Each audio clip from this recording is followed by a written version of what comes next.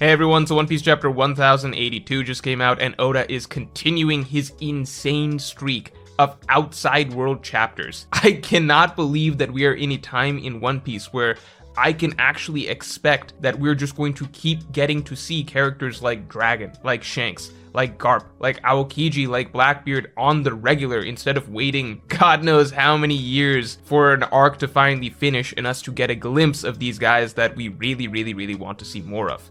I mean, just this chapter we got Mihawk, Crocodile. I'd throw Buggy in there now as a character that I want to see more of regularly and not even just for gag purposes. And then obviously the revolutionaries with Sabo, Dragon, and I'm sorry I'm laughing at this, but Ship Cutter T-Bone. I can't believe we're getting not really a cameo appearance, but a cameo, I suppose, reference made to him in a sort of not so insignificant way, in that he's kind of the poster child being used for Oda to present to us that, hey, Cross Guild is actually having a significant effect on the world at large. Also, we got a bit of a cameo from Sengoku here as well. Whether or not Sengoku actually ends up taking action on Hachinosu, I mean, now that's a believable possibility. At the point in the story that we're at, I would not be surprised if something like that happens. Maybe Sengoku's the final way that, you know, maybe Kobe and some of them are actually able to escape out of there, even if Garp maybe, I wouldn't say meets his demise, but possibly gets captured, something like that. But all of these things are just now officially on the table. We can see anybody. I wouldn't be surprised if we got to see a glimpse of Akainu next chapter, with him finally giving some commentary on all of the events that are going on in the world. But let's just break down this chapter from the start. So,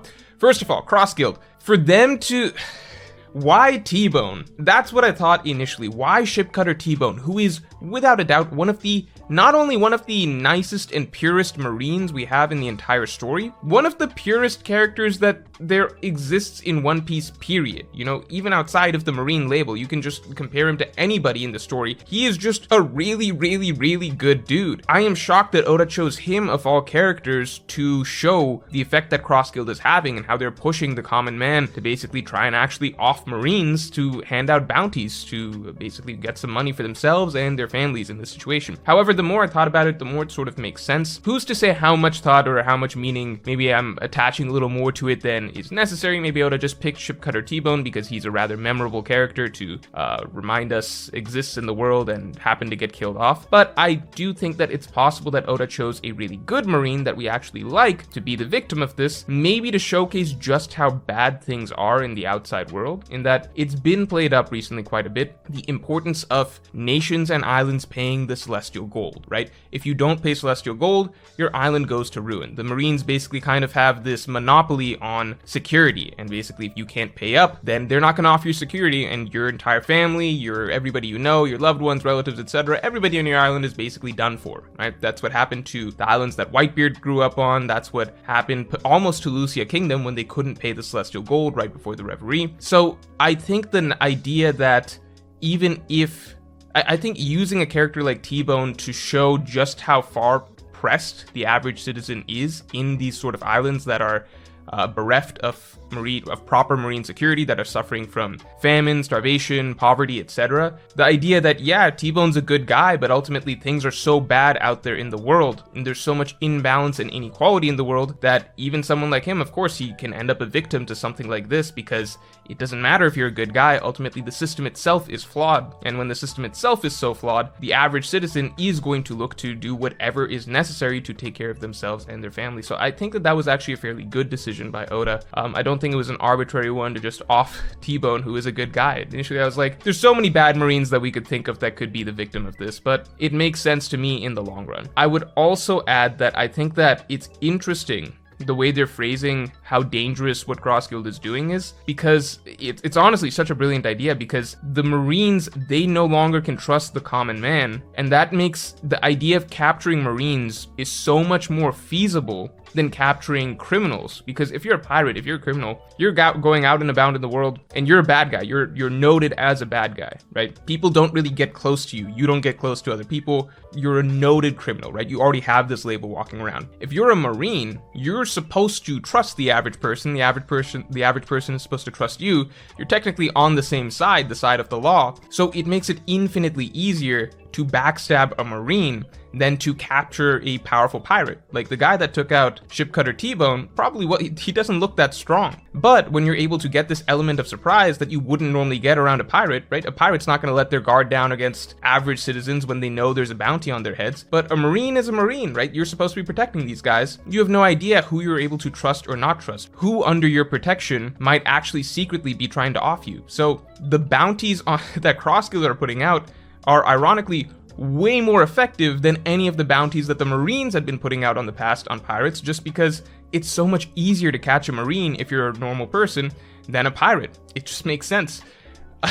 I think that Crossguild as a concept has been one of my favorite, I guess, out of left field, wildcard, just additions to the story that I think none of us really saw coming, because we all kind of knew it was going to come down to the Straw Hat Pirates, the Blackbeard Pirates, and the Red-Haired Pirates at the end game. But to keep Crossguild around and basically have them not only exist as one of the 4 significant pirate empires, but actually make them the ones that are the most trouble for the Marines at this point in time in the end game of the story. It's not the Blackbeard Pirates, it's not the Straw Hat Pirates, it's Crossguild, this group that didn't exist not like 2 weeks ago. And then on top of that, actually pushing them to join in on the race in One Piece, it just makes the end game of the story so much more exciting when, even though we know, I've said this many times before, but even if we know the broad strokes of what's likely going to happen, the fact that we don't know so many details and so many major wrenches can be thrown in the works, that's what's going to make this final saga of One Piece so incredibly exciting from now till all the way till the end, I expect. Now, getting into the actual character stuff that we saw this chapter. I thought that this chapter for Buggy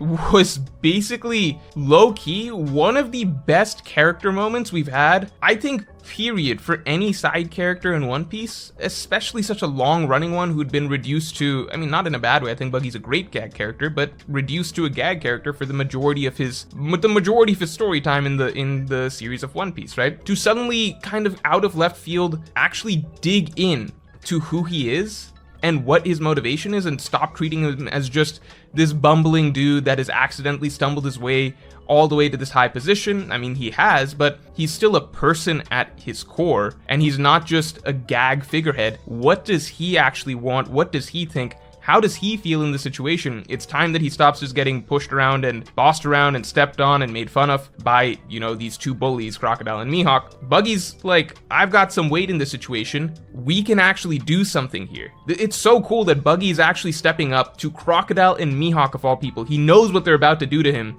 despite what he's about to push out into the open. But he's the one stepping up and saying, you 2 are thinking too small. That's the one great thing about Buggy, by the way. He has always thought big, right?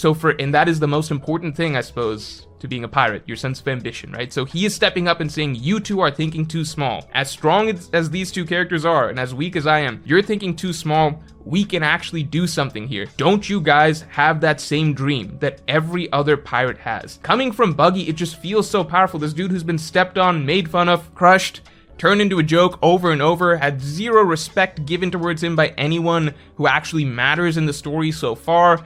Just the punching bag of the series for the last God knows how many arcs. For him, even him, to come forward and be like, guys, 1, I am a real person.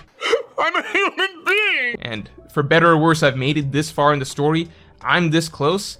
I have it in me to push a little further. It's not just a joke anymore. That's what's so...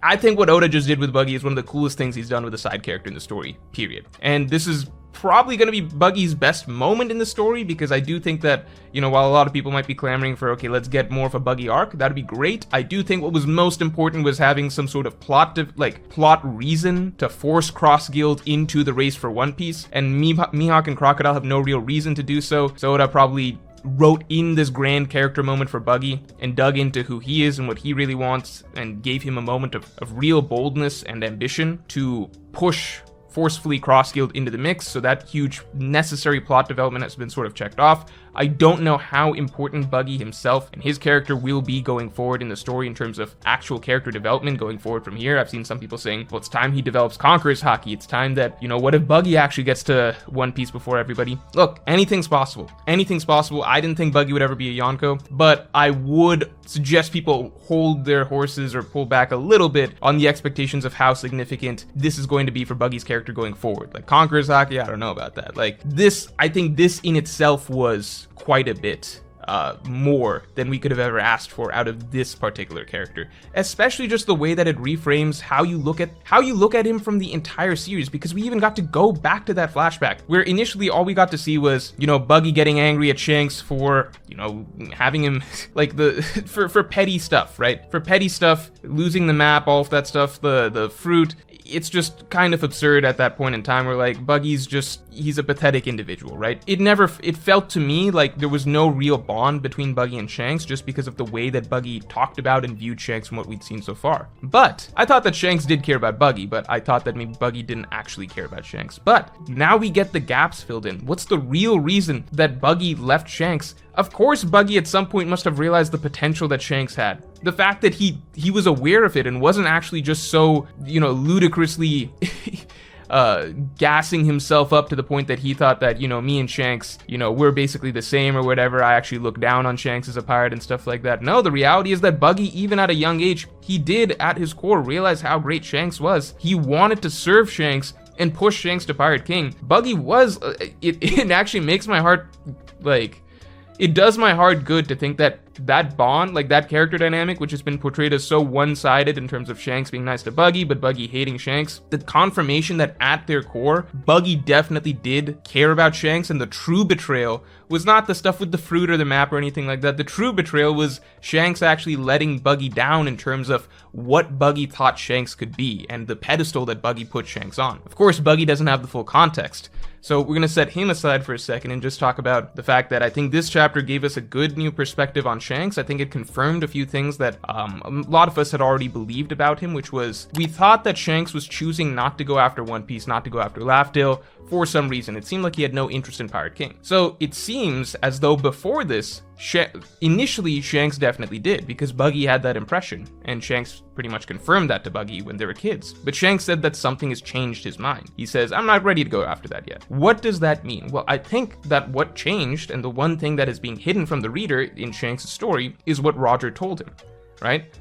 So with this new bit of information, I think so much clicks. We already all got the sense that Shanks has been pushing off the idea of being Pirate King. He's never talked about himself in that way. It's always been Luffy. He gave Luffy the hat, right? He went from Roger to Shanks, went from Shanks to Luffy. Shanks is not he's not the one that's saying, I'm going to carry the torch for Roger. I'm finding the person to give the torch to. Every time Shanks has talked about Luffy, I've bet my arm on the New Age. Luffy represents the New Age, right?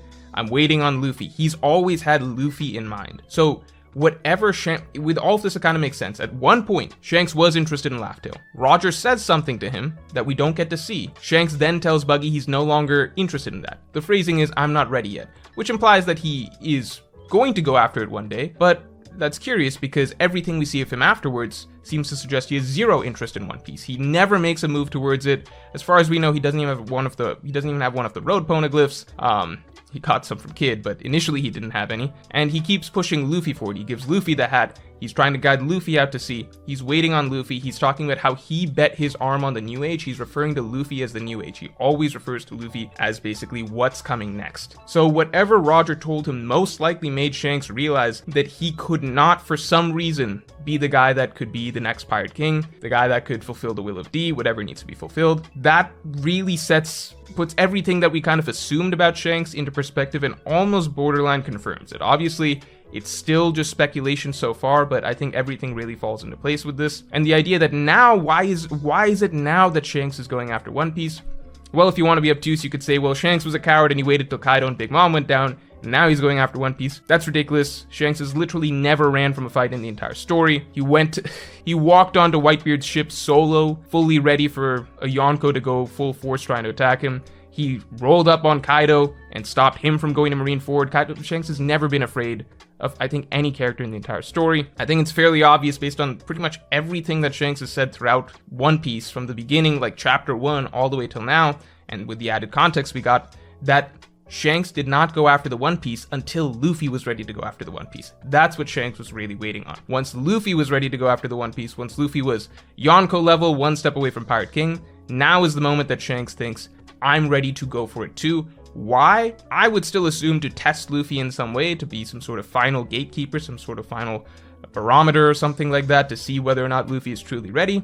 but it can't be a coincidence that now of all times, when Shanks has clearly been strong enough, very arguably the strongest pirate, you know, the strongest among the Yonko at least, for the last, I don't know, however many years since Whitebeard declined, only now does Shanks want to go after the One Piece once Luffy is ready. With the added context from what Buggy, you know, what we learned from him in his flashback, I think it all does seem to start to make sense. So we got tremendous amount of, you know, context for Buggy, much more depth added to his character. He became, honestly, in my opinion, a great character after this moment, not just in a gag way, but a legitimately great character in One Piece. And with Shanks, I think a lot of his motivations have become 98-99% confirmed. We still need a little bit more just factual, definitive confirmation, but it seems like almost nothing else, you know, fits his motivations at this point then.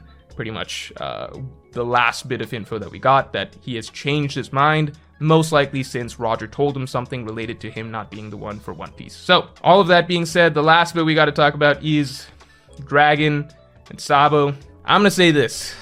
I am still a little bit upset about the Dragon scene where he read in the newspaper, Dragon reads in a newspaper that Sabo attacked Cobra, and then Dragon got very angry about it. I never thought that there would be anything that could really fix that scene because it's just so absurd. Because at this point in the story, like, you're the Revolutionary Army leader, dude. Like, you read a newspaper. How many newspaper stories go out every day condemning the Revolutionary Army and making up some stuff about what they did in this country or that country? I mean, this is just baby stuff 101. I mean, from the very first couple arcs or whatever, the Straw Hats were getting used to the idea that the newspapers were just gonna lie about a bunch of stuff that they did. That's just been the entire story of One Piece so far. I don't know if there's a single character in One Piece that's even like semi-notable that believes anything, that believes all of the lies that are made up in the news. I mean, you even have Luffy outright explaining to Caribou back in Udon Prison, oh, you actually believe those rumors about Kid's reputation? Those are obviously not true. And Kid comes in and confirms, yeah,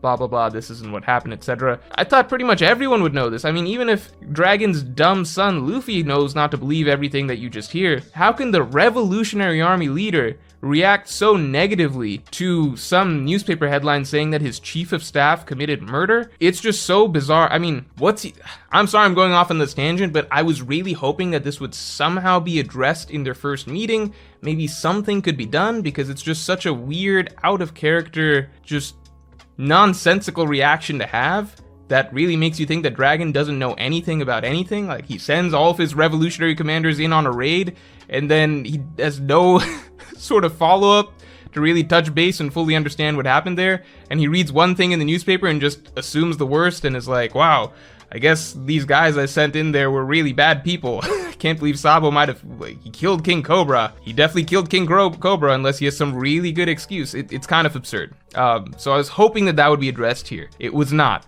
At all. Whatever. I'm just gonna chalk it up as basically the worst Dragon moment that we will ever get in the story, and one of the worst, I guess, character moments, period, in One Piece, out of characters that we have any sort of basic standards in terms of trust and faith in their friends, etc. basically. We're just gonna write that off. That aside, Lucia Kingdom, lots of members of Lucia Kingdom are alive and well. Keep in mind, when Lucia Kingdom was being destroyed, from what we saw, there were people clearly on the island. So, what exactly happened there? Why do we have a bunch of people on the ship? I think that needs to be explained a little bit. I'm sure we'll get that out of Sabo's explanation. Maybe at the end of the day, Oda just wanted to save Moda and some members of the Lucia Kingdom.